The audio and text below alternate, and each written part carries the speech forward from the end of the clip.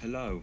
In today's episode, I am talking to a very special guest. It was very last minute, this episode. I was just minding my own business in Stay Loose Records, then, looking through vinyls and that. And then this cool bloke came in. I thought, he looks familiar. And then my boss said, interview him. Then I got to know him, and I realised he was out of the band Suburban Studs and Neon Hearts. So yeah, I'm talking to Steve Hearts out of those bands. He was a saxophone player, and hope you enjoy the episode. Thank you.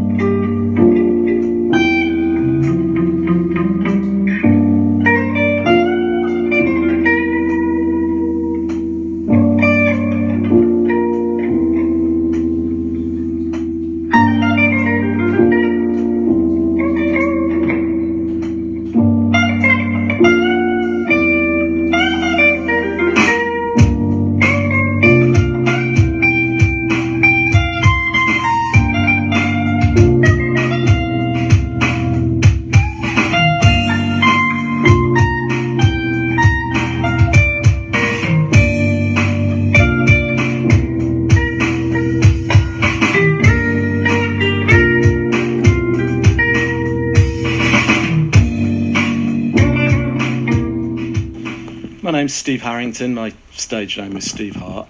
Okay, and can you tell me about your career, please? Well, I'm a sax player, which is kind of unusual for a punk band. Well, it was then. My first punk band was a band called Suburban Studs, based in Birmingham. Oh. I got that gig. Basically, we were. I went for an audition, and they weren't called Suburban Studs then. And then we got the band together, and it was just as the new wave thing was breaking. So I did some session work for a guy in a studio in Pelsall. He asked me what I did, and I said I play in a punk band called Suburban Studs, and he said, "What's punk all about?" So we told him, and he said, "Bring the band down and let's have a listen." So we went down. And we played him about 6 tracks, and they signed us up. And they hadn't got a label then, and they called it Pogo Records, because the name of the dance was Pogo.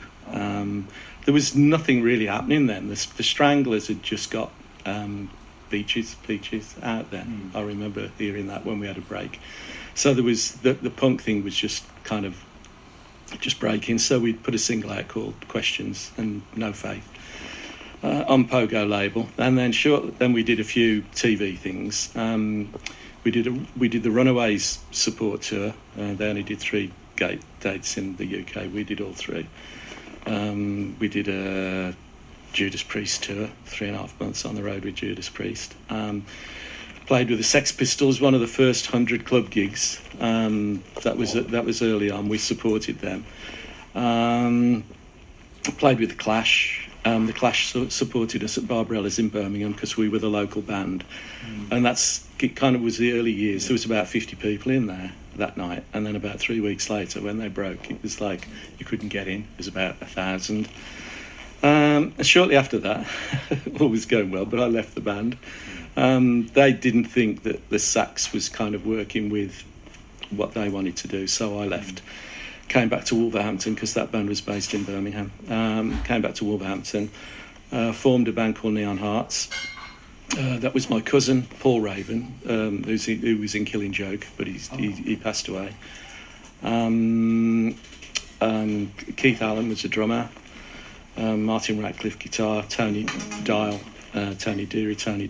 was vocals and guitar, and I was sax. And we actually did record the single in a garage at Ginger Studios. We got that was called Regulations, with the B-side was called, I can't remember.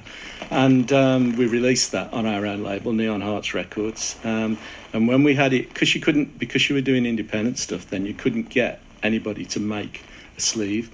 So we went to a company in Birmingham, and we said we want a sleeve for our record. And he made it about 1/2 inch too big, and it wouldn't fit in any. So when Sundown was open, we took it in and said, "Can you put this on your shelves?" And they were like, "We can't put it anywhere. It'll have to go on display." What a brilliant marketing ploy! And we were like, "The printer made a mistake.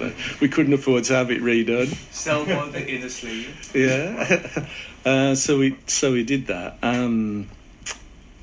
We set up a gig at the Lord Raglan. We used to put bands on. That's kind of infamous now, the Lord Raglan. We used to put gigs on there. We'd play kind of once a month, and then we'd put all the local reggae and punk and all those kind of bands on. We used to rehearse. There had to be a blue plaque. We used to rehearse where Langdon's Electric Music is, down Victoria Street. I think it's a bed shop now, or close by. The band lived upstairs, and we rehearsed in the basement. We did John Peel session. We got signed by a satellite of WEA, and we put an album and 3 singles out. And then we left the label because they weren't really kind of doing the right thing, you know. And then shortly after that, really, we kind of split up and then all did our own things, like, you know. But we did an album and 3 singles. We supported, we did the Civic Hall, Generation X. Oh, we did the Civic Hall 3 or 4 times. We did the Walfren Hall, and with a band from Birmingham called Fashion. You know, we played with pretty well. Did the Lafayette the night the Sex Pistols were supposed to play, and they pulled out, so we played instead. We got a call at the last minute, "Will you come and play?" So we did that. But we played with a lot of the big bands, like say the Damned, the Clash. We knew Dexys. Dexys asked me to join his band just before I formed Neon Hearts, so I knew Kevin. There was just loads of stuff going on at that time. There was loads of gigs, so it was like it was just a great time to be in a band. Because now there's not much happening as far as I can see. And I talked to a guy the other day, and this might be a bit controversial, but he said there don't seem to be any working class guys putting bands together now. He said the gigs that he does down at a venue in Wolverhampton, he said they're all kind of middle-class kids with their new guitars and their new amplifiers, you know, whereas when we started, you know, you were a second-hand amp and a second-hand guitar, you were playing with a PA with no monitors, you know, it really was rock and roll, you know, it was kind of proper. Have you got any rock and roll stories you can tell us? Rock and roll stories? Yeah. Some that I couldn't really talk about. I mean, being on the road with Judas Priest was a revelation. I mean, Glenn Tipton, he was just the epitome of a kind of, at that era, he was a true kind of rock star, you know. And then we used to get all the advice off the singer, because he was, you know, he used to say, you know, you're only really, really young, you've got to do this, you've got to do that, stick at it, you know. But they were local as well, they were from kind of Walsall area, you know. But we, you know, it was just a great time to be in a band on the road. I mean, like all the top punk bands at the time, we kind of pretty well played with them. We stood in for The Cure at Birmingham, but they didn't turn up. And we did that at Barbarella's. What else did we do? There was just so much of it. My mind's gone a blank. We were picked up by a record label called Overground, John Esplin. I can't sing his praises enough. He reissued the album, and he did an EP, an album called Ball and Chain, which was the John Peel session, which I think was probably the best session we ever did. That was with me and Tony and Paul Raven on bass, and a guy called Mark Fuller on drums, and we were really at the peak then when we did the Peel session. And I still think it's the best stuff we ever did. We did it actually live in the studio at Maida Vale. It was just to go in there, record it, and then and we do a few vocal overdubs. But it still remains to me the best example of Neon Hearts, really, the rawness, the energy, because we were a kind of raw band, but the album, the popular music album, is very polished, you know. So Robert Smith of The Cure, and what was he like? Never actually met him. They didn't turn up on that night. I mean, it was the same with Ultravox. We played when Ultravox didn't play, and that was when they were kind of really big. So we played to a really big crowd that night, you know. So we played. There was just loads of things. I mean, when we were with the Studs, when we played with the Runaways, we never saw them because Kim Fowley was there, kind of Svengali, their manager, and you never got to see the band, and they didn't know who was supporting them until the last night at the Roundhouse, and that was absolutely rammed. That was a great gig, that was. And that night, there was the night we met. I met a girl with an accent, and I didn't know who she was. All I knew that she was a photographer, and she was a writer. And the gig was like when you were on the road, anybody who got a friend or a girlfriend or pulled, you know, you tried to stay at the house where they were living. And so we were chatting to her all night, and she said, well, have you got anywhere to stay? And I think she lived by Earl's Court. And we said no, and she said, you come and stay at my place. No, we said okay. So we all went down to her place, and in the morning she introduced us to her daughter, and her daughter later became Harry Up of the Slits. And she is the girl and the one who took us and put us up. She's the girl who's married to Johnny Rotten now. Yeah, so that wasn't happening at the time. She was just going out with some hack who worked for the NME at the time, I think, you know. But she ended up with Johnny Rotten or John Lydon, you know. Yeah, so loads of stuff. But catching me short like this, I've got loads of things, but I can't remember most of them. Did you ever meet the Slits? I only met Harry, but she wasn't even in a band then. She was, the day we met her, she was in bed.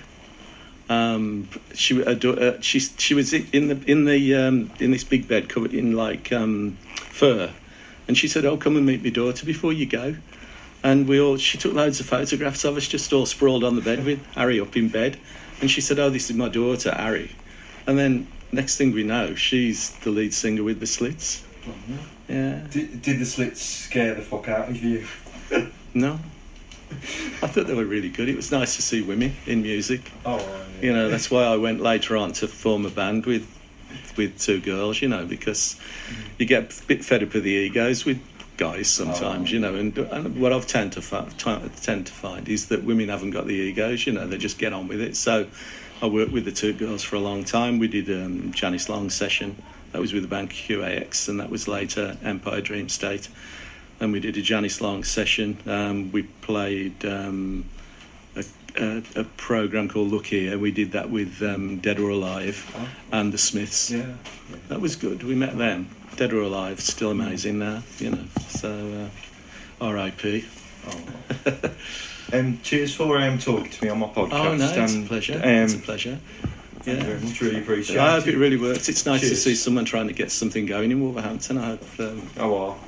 Just recorded my first episode in Stylus Records and soon be on SoundCloud now. Oh, cool. Yeah, It's a great record shop. A plug for the Stay Loose Records and Ian, my friend, who's doing a great job in Wolverhampton. I really admire him for that, because it's hard to just get out there and do stuff on your own, you know, without any support, you know, because everybody's looking for grants now, but this guy's just got up and done it, which is pretty cool. And thank you very much. Oh, thank you. Yeah. All right, cheers. I hope I've not been too boring. No, and when I walk out, I'll probably remember all the things that I should have told you. Cheers.